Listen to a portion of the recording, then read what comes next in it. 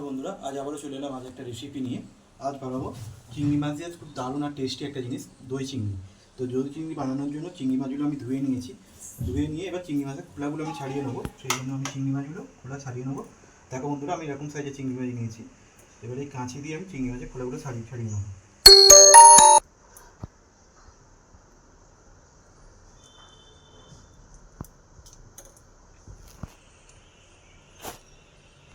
খুবই তাড়াতাড়ি এরকমভাবে করলে চিংড়ি মাছের খোলাটা খুব তাড়াতাড়ি ছিঁড়ে যাবে।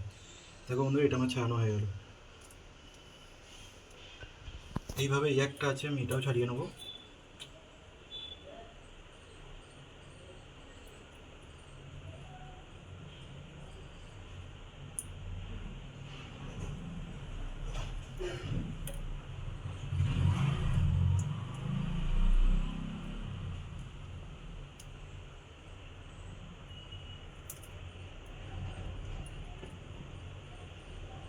যেমন ধরুন, আমার চিংড়ি মাছের খোলাগুলো সব ছাড়ানো হয়ে গেছে। এবার আমি এর মধ্যে সামান্য একটু নুন মাখিয়ে নেব।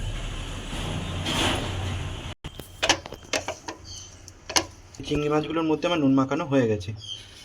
চিংড়ি মাছগুলো ভাজার জন্য আমি কড়া বসিয়ে দিয়েছি। কড়াটা গরম হয়ে গেছে, এবার তেল দিয়ে দেবো। আমি সর্ষের তেলে করছি, তোমরা চাইলে বন্ধুরা সাদা তেলেও করতে পারো।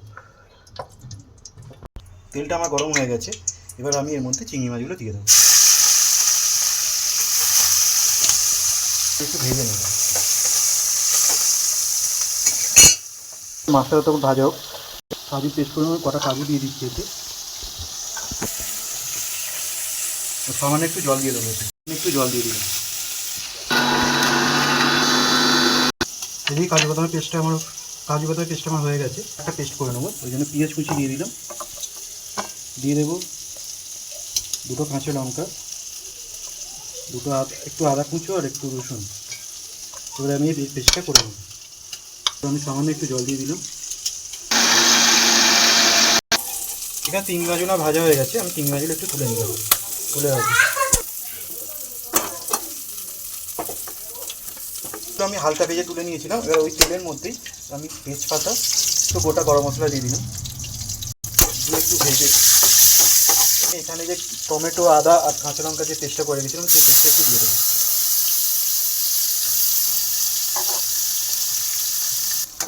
দিয়ে এটা একটু ভালো করে আমি কষিয়ে নেবো। এই মশলা থেকে আমার তেলটা ছেড়ে দিয়েছে। গ্যাসটা একটু মিডিয়ামে রেখে আমি যে কাজু বাদামটা করে রেখেছিলাম, বাটাটা দিয়ে দেবো। এটা একটু ভালো করে মিশিয়ে নেবো। এবার আমি এর মধ্যে ফ্যাটানো টক দইটা দিয়ে দেবো। এবার এটা ভালোভাবে একটু মিশিয়ে নেব।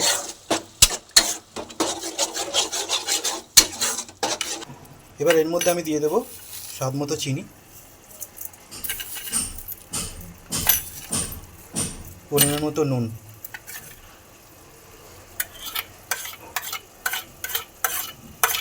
ধনে গুঁড়ো দিয়ে নেব।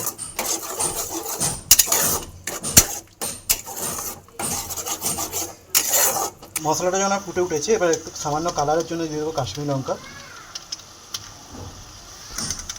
গ্রেভির জন্য দিয়ে দেবো একটু সামান্য জল। এবার আমি এটাকে ফুটতে দেবো।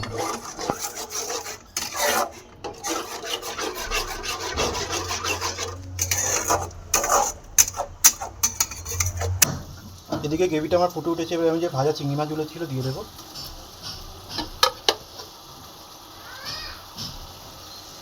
দিয়ে দেবো 4টে কাঁচা লঙ্কা।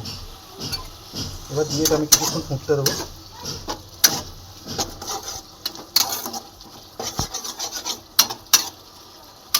এটা প্রায় আমার হয়ে গেছে। এবার আমি এর মধ্যে দিয়ে দেবো একটু সামান্য ঘি, দেবো সামান্য একটু গরম মশলা গুঁড়ো দিয়ে একটু ভালোভাবে এটা নাড়িয়ে নেবো। মিশিয়ে নিয়ে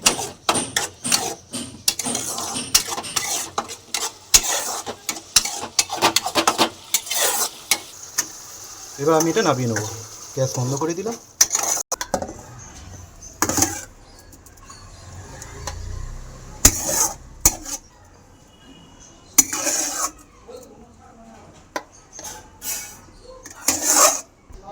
বন্ধুরা দেখো, এইভাবে বানিয়ে নিলাম। খুবই টেস্টি হয় দই চিংড়ি।